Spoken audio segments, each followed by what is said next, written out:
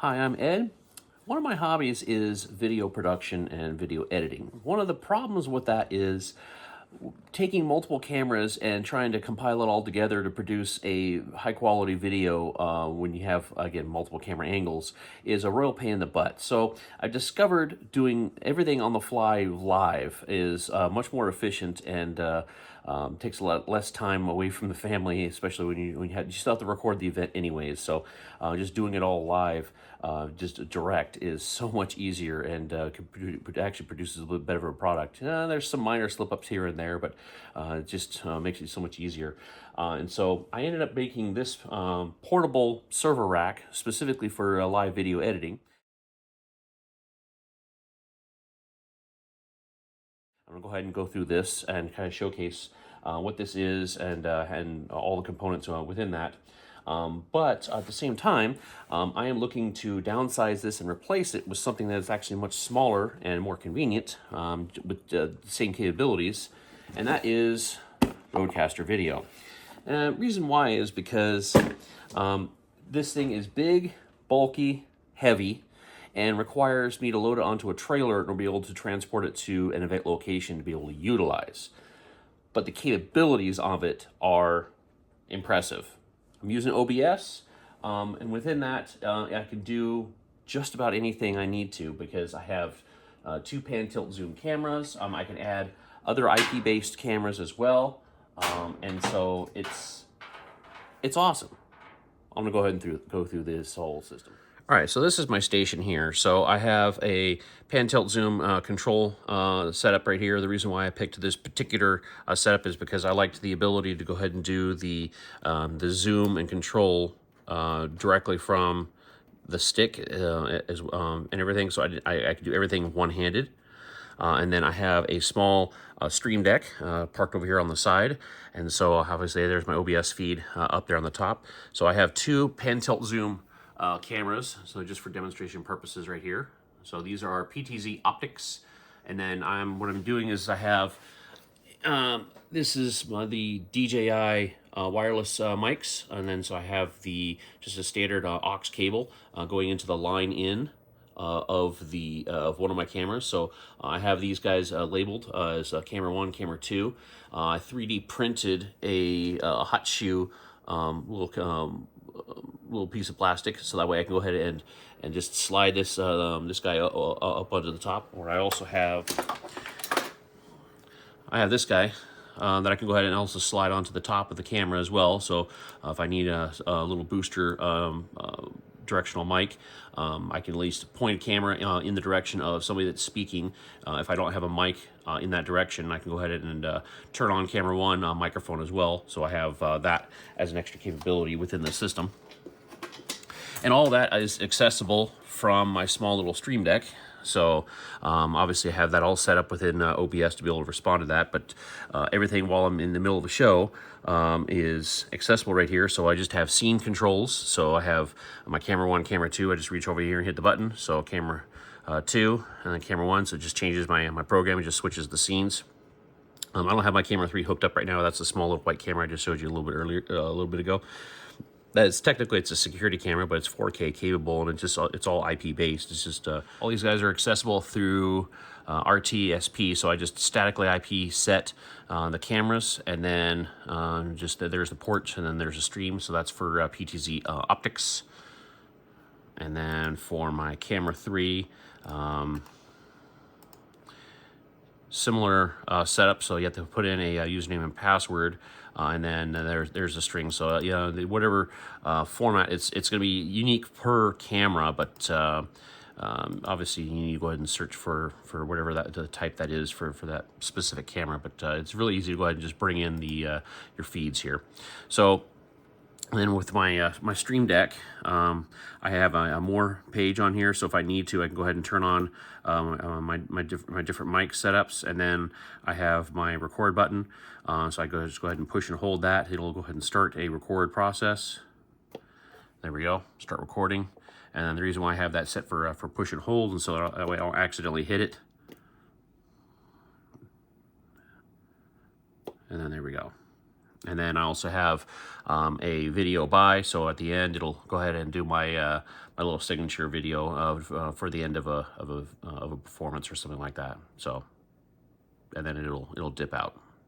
So I also have another button on here for like video over, or sorry, like a logo overlay for whatever logo is applicable for that particular organization I'm recording, whatever. So you get the idea.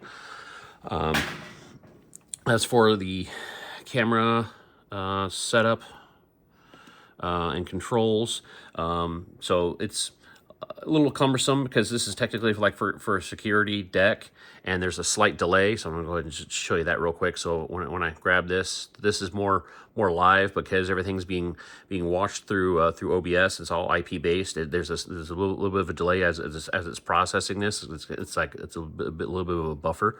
But so notice I grab this. So there's probably like a quarter second of a delay. So the reason why that's also important is because when you're doing like performance recording and you're wearing headphones, I have to use sound canceling headphones because of that about a quarter second of a delay where the audio feed is coming in, and it's kind of maddening to where I'm basically just hearing that constant echo the entire time. So anyways, but it does sound really good once I'm not listening to the the actual audio. So just to listening to the audio that the system is picking up.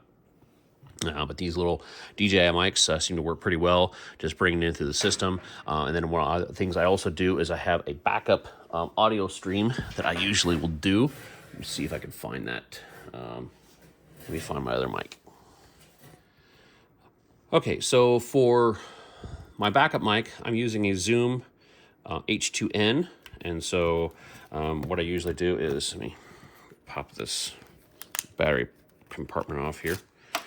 I use AA rechargeable lithium batteries, so I usually go ahead and charge these up by USB-C before performance, so that I don't have to worry about having to change the batteries or anything like that. So I'm usually good to go. It uses a full-size SD card and just goes straight to MP3. And then I'll usually try to tune it to where it's set for like 90-degree angle, so it's more priority towards the front. So that way, if people that are talking in the audience or crying kids or something like that, it kind of muffles that sound a little bit, but it more focuses towards the front. I usually use auto gain, but I'm probably going to end up upgrading this to a 32-bit float, so that way I don't have to worry about gain anymore.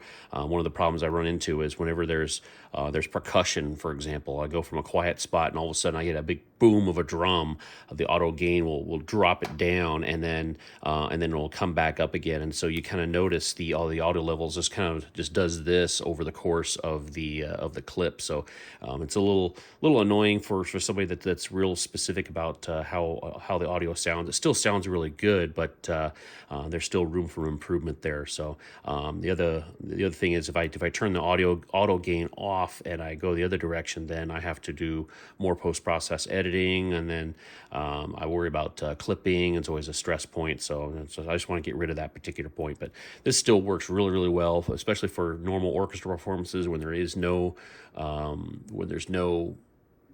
band going on with the percussion. So it's still an incredible setup. So I saw this in a performance setup where they're judging and grading the various performances, and so I ended up picking up one of these. So like about $100 off of eBay or something like that. So pretty awesome. And then I've occasionally what I'll do is I'll take an aux cable as the headphone jack output of this, drop it into one of my DJI mics, and so I'll use it as a monitor, but I'll still have this independently recording as well. And so I'll do an after dub, and so I'll redub the high quality audio from this back over the program video, and so that way I have nice, clean, high quality audio, as basically as max quality as I can possibly get before I turn around and upload it over to YouTube. So that way everybody has access to whatever video content that I did produce. Okay, so I'm going to go ahead and close this. I'm going to go ahead and show the different components of this server rack, and then we'll go ahead and after that we'll transition over to the Rodecaster video. Okay, so here's the front side of the server rack. This is a trip light pull-out rack mount console. So it's the whole LCD screen plus the keyboard and touchpad. It has pass-through USB, which I've never really used, but it does have HDMI interface for the screen, so works out great. So just slide that in, and there we go. So that way I don't have to worry about setting up an auxiliary screen up on the top, everything like that. This is a big, bulky rack mount server. So this is just a high-end PC just sitting in here. And then obviously this could be trimmed down just a little bit, but this is kind of a rack mount server kit that I had on hand. And then I have these are 3 hard drives sitting in here. This is in a software RAID configuration. In hindsight, I've had problems with this, so I started storing the videos onto the local SSD instead, because in the middle of one of my performances, the RAID ended up going dumb on me, and I lost a whole half of one of the performances. I was rather irritated with that. So lesson learned, don't use software RAID. Make sure you're using some sort of a hardware RAID card. And yeah, don't go skimpy on that. I'm using the audio deck in the front. So I have this was one USB port for my mouse. The other one is for my Stream Deck. And then I just have a small little aux 90-degree angle, goes into the headphone jack. And I'm using an aux extension cable, so that way as I'm using the system, I don't end up tethering and yanking out the cables as it's hooked up to my headphones. So I have a little bit more ability to kind of move around, because sometimes those cords are a little too short. And then underneath that is I have this neat little 2U. Sorry, so the server itself is 4U, and then the tray underneath it is 2U in size. So inside there is I have my Bose sound canceling headphones. I have various USB little bricks. I have looks like a little storage SD chips. There's another brick.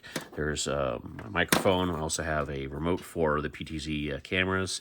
I have looks like an extra power pack for the cameras, which I've never really used, if I wanted to operate them off of 12 volts.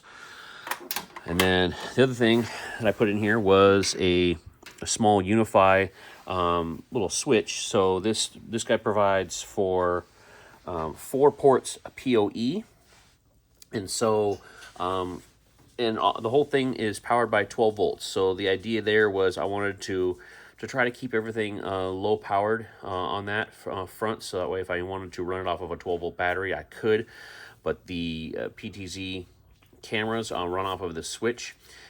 Technically, the PTZ control deck also runs off of PoE as well, but I still run the 12 volt plug, because I don't want to overstress the switch. And then I just have a cable that runs from the switch back to the back of the server itself, and then that's basically it. So I can run the other. This is the Amcrest camera, so I can easily run that as well. So I've run up to 3 cameras plus the control deck off of this. Underneath here, I have enough room to have a couple tripods. I have the big old spool of Ethernet cable. You see there, I have a Linksys access point. I've tried hooking that up once before, and I even used my iPhone as a IP-based video source. One of the problems I ran into was when you're trying to push over Wi-Fi, you get kind of an unpredictable, a bit of a jitter delay, because I'm not doing NTZ NRZ, so it's kind of weird. So I wasn't too happy with it. It was nice to have the portability, but when I switched to the camera feed, and all of a sudden the frame rates didn't, well, not necessarily the frame rates, everything just didn't seem to quite line up, especially when people violin bows were going up and down, and it didn't match the audio. I didn't like that anymore. So But anyway, so anyways, big old spools from Harbor Freight for all my Ethernet cables. I do recommend, if going this direction, make sure you get shielded cables on, because shielded cables, as people step on them, kick them or whatever, you'll have less tendencies for them to be damaged. And they'll last a lot longer. And also make sure you always keep spares. One of the reasons why I liked this particular setup as well is because Ethernet cables are cheap. It's easy to go ahead and repair them, because I'm also a network engineer. I'm a network guy, so fixing network cables like this are really easy for me to be able to handle and work with. Nestled in the back, I'll go ahead and show this from the back as well. It's a little hard to see, but that is a solar generator. So the whole thing I can unplug from the wall, and this whole system will run for probably a good half a day. Independently, so I can wheel this out onto the football field and the thing will just run. Okay, so here's a look at the back of the rack. So misspoke, the trip light console, it's actually VGA out, and then what I do is I have a cable here. Here's the output, and then it just converts through, and then I have it going into a dongle, so that goes from the VGA to a HDMI straight into my video graphics card. Okay, so sorry about that. And then I have several USB-C cables right here, so I can go ahead and charge my various mics and stuff like that directly in. And then this is my my power deck. So this is a solar generator, so it just sits in here, and so whenever I'm out, I go ahead and I can just power this on and off. So I just powered it off right now, but I go ahead and power this guy back on, and then it has obviously a battery pack, built-in inverter set, so that way I can go ahead and just power this guy back on, turn the power on, and so I can have this guy plugged in here, and then or just run completely independently. I have an independent Wi-Fi adapter, so that way if I need to be able to hook the system into Wi-Fi for where I'm at to do live streaming or connect in locally to my home network, I can do that, but I also run a line direct to be able to hook into my server as well. So here's obviously power strip here, so we go ahead and hit the AC power on, and then there we go. That's how I get power. But this is probably most of the weight on the system right here. This is probably a good 120 pounds right here. That's why it has these big handles. This is it's much easier to move this thing without this big huge battery back here. Okay, so here is the Rodecaster video. Just came in. I'm really excited. This is effectively going to be an unboxing. So comes in. This has an outer wrapper. I've already pulled the tape. So slide the outer wrapper piece off here. And then once we do the box here, open this up. Whoop. So from here, it has looks like we have all of our, looks like our power and antennas up here in the, up in this top tray. Yes, this is,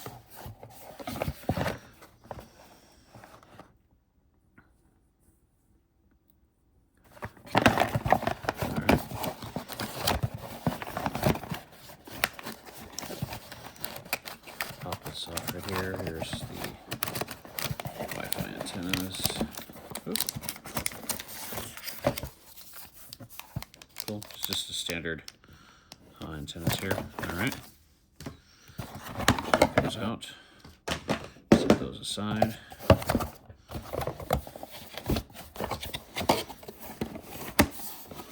All right. What's really cool is video production evolved.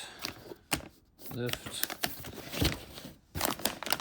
and then it's all bagged in here like this. It's a little heavy, and it's got a nice little QR code here in the bottom. And pull this out. It's got a really rugged nice USB-C cable here on the bottom as well. Also got a nice diagram sitting here on the inside of the box here, so shows all the connections and everything like that. So a lot of this stuff I've already done quite a lot of research on, but it's still really handy to be able to have this this diagram here within the box. So, all right, put this guy down.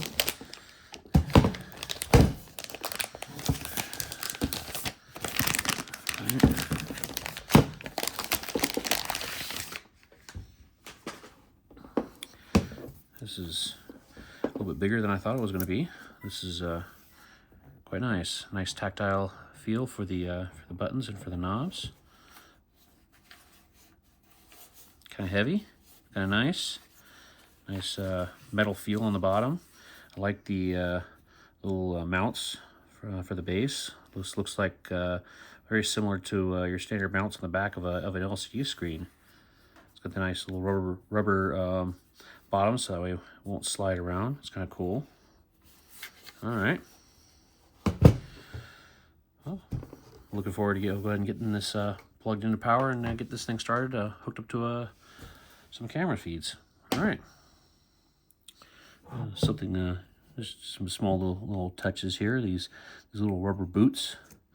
Also has the little Rode wireless little symbol, kind of I don't want to say etched in, but molded into the rubber boot. Kind of a nice little touch to that. I'll go ahead and pull those off so I can go ahead and attach the wireless antennas onto that.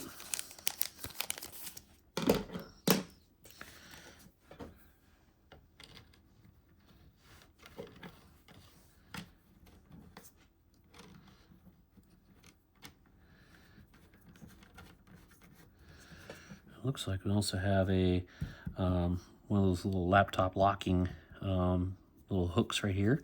So if you just want to use one of those clamps on there, so it keeps it from taking off and getting kind of lock it to the desk. There we go. Groovy.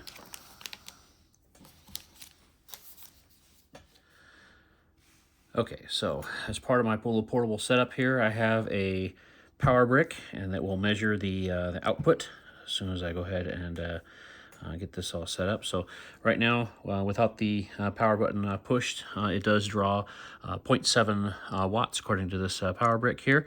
So I can go ahead and push the power button. There we go. So initially powering up here, looks like it's spiked up to 8.5 watts. Just pushing, sending a test screen out. So we don't have any video inputs going into the screen yet. But there we go. So now we have our multi-view going out. This thing is just still drawing like 9 watts of power. So not really doing a whole lot though, but in regards to processing. So the idea here is I wanted to be able to do completely portable, have this guy set up on this small little table with this little screen here with this power brick. Looks like just with this guy only, I can run for about 16 hours on this. So perfect little setups here. So I'm gonna go ahead and transition the screen also onto the same brick to go ahead and kind of get a benchmark. But obviously I still need to hook up the screens to kind of see that. But I wanted to measure the power draw without anything else going on. I wanted to see just what the load was. As a bare minimum, looks like again about 8.5 watts. Looks to be about the base end.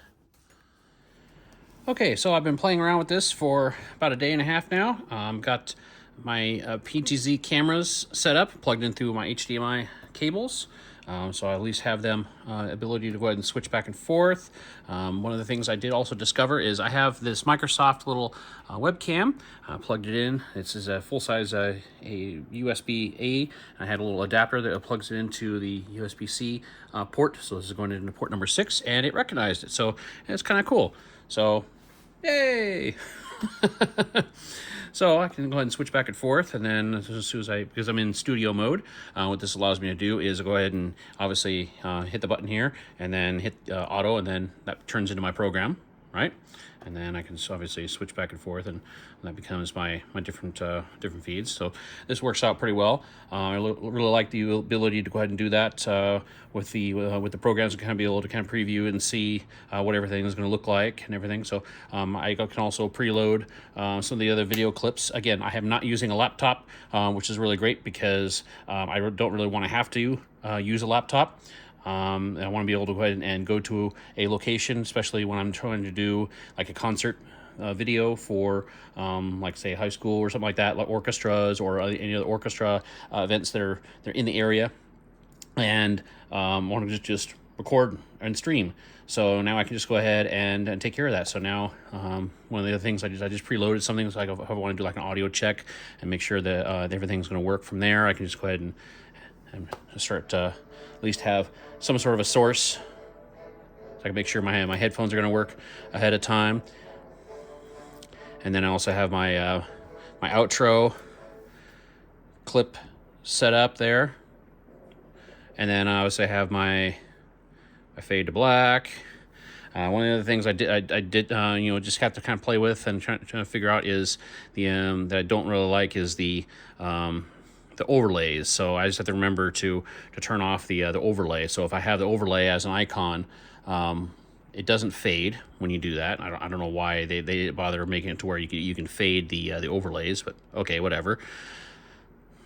But I like basically everything else. This is perfect. That works. That's like the only thing that I don't really have between OBS and this is whenever you I turn on something, whenever I put something on OBS, it shows up as a preview on here, and then I have to click on something and then it would apply it, versus again on this, like for an overlay, it sends it directly to program. So that's like the only gotcha that I've really noticed that is different between OBS and this. Everything else, it's really cool because I can access everything now for all my audio and everything like that. Yes, it's just a minor cumbersome because I have to kind of dig through the display, which I'm still kind of getting used to, but it's still capable. I mean, so I just have to understand, hey, like say the combo 1 and 2, that's the XLR ports, versus if I'm sending my DJI mics, sending it through the cameras like I used to, I have to make sure that I switch over to the HDMI 1 and 2 to be able to do that. And then obviously video clips is a different one right there, so I can go ahead and play that. And then same thing like OBS, so if I play the video clip, it will play from the beginning each time. Oops, not that one. It'll play from the beginning each time, so it will not play and then like remember where you left off. So, but that's to be expected. One other thing is I did try to plug in my DJI mic directly through USB, and it did not recognize it. So I still have to go through my line out from this into either my camera, or I'm gonna have to get a 1/4 inch adapter. So I'm going 1/4 inch to the 1/8 inch into the headphone jack. That's how I'm using this anyways. So I'm gonna go ahead and have some spares of these guys running around, so that way I can go ahead and do stuff like this directly in or out into the combo ports. So it just makes it a little bit easier to be able to work with and handle. But other than that, that's pretty much it. I did test out the ability to go ahead and do a live stream directly from the unit. I'm also doing the direct to record to this little SanDisk little unit, which all works pretty well. What I also noticed is by using this little brick, so the same one I used earlier. So the only thing I saw was, again, using this little screen. I'll have a link in the description down below. This screen with the this is using 2 HDMI interfaces, and then this little webcam. I'm peaking out, looks like, say, somewhere between 22.5 to 25 watts of power. And with this particular power bank, looks like I can run for about 6 hours. So if I plugged in any other type of USB-C style webcams, that factor might drop down a little bit more. One of the things I'm considering on doing is using a different style of power brick, something like this. So this one has a pass-through power, so that way I can go ahead and still power this particular unit. It has power, but I can also power one other thing on from this. So for example, I could hook the screen directly to it. So in case somebody ends up kicking the power cord or power goes out, something ripples, I don't lose everything while the performance is going on. So that's one of the things I'm kind of cautious of. But other than that, that is the whole setup. So switching over from the OBS server rack to a complete portable system. I'm kind of using the guts of the old server right now. And I'll be transitioning this. I'll go ahead and show this all set up on another table, which is going to be the full portable setup. But yes, this is the first dry run test of everything without a laptop to assist. Okay, so for my final clip, we're going to be running this from the Rodecaster video as for the record. I have everything running independently from my little table here. So I'm going to go ahead and switch over. This is from my camera 1. This is over here from the left-hand side. You can see everything is running from my little table here. Here is my little webcam. And then I have my little battery pack. I'm starting off here at 71%, so even at 71%, we are running at roughly 23 watts. So it looks like I can run for about 5 hours. So I have obviously the screen here, I have the little power cord going to that, and then the other power cord going to the Rodecaster video. And then the only other power that I have here is one extension cord going to the PoE switch that is supplying power to my 2 PoE cameras. So camera number 1 here on the left, and then camera number 2, which is over here on my right, and then everything else is being powered off of this small little brick. So that's this guy. So that's right here. Okay. So everything looks like this is going to work out pretty well. In hindsight, this is again very portable. This like very compact. Be easy to be able to move everything around and set up for remote work without needing the whole trailer for that big huge honking server rack, and I still have the full capabilities of whatever it is I need to be able to use for video production on the go that's live. So anyways, hopefully this was helpful. If it was, please go ahead and hit the like and subscribe buttons. Happy videoing.